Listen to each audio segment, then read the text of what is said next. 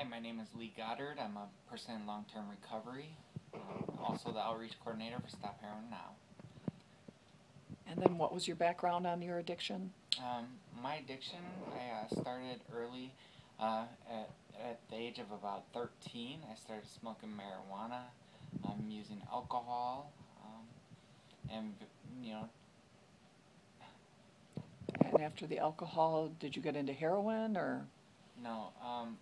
After I started using marijuana and alcohol, I later became addicted to opiates when I got sick. I was in my early 20s and was prescribed Oxycontin due to a medical issue that I had, and that slowly steamrolled into a dependency of opiates.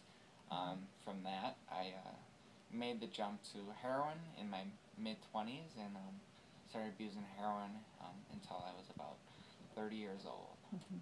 One of the things that comes up at a lot of the drug conferences is, did nobody ever tell you that you were going to be hooked on heroin after trying it just once, or did nobody ever tell you that drugs were bad? Like, people, yes, absolutely. My family, friends, family, parents, friends, and so forth.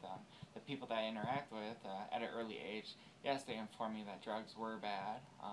Heroin wasn't something that was really talked about when I was a kid.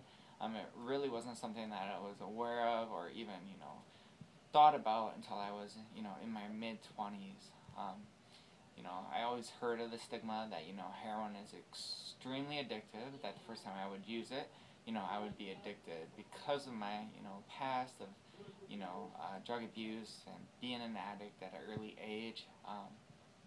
It was far greater risk for me to try it, and upon trying it, it was something that I started basing my whole life around the drug of heroin. So everything everybody says about it is true. It is extremely addictive.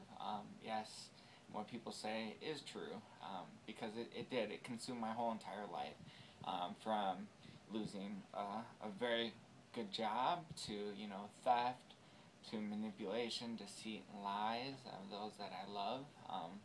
And it just became something that my whole entire life was based around. Nothing besides heroin.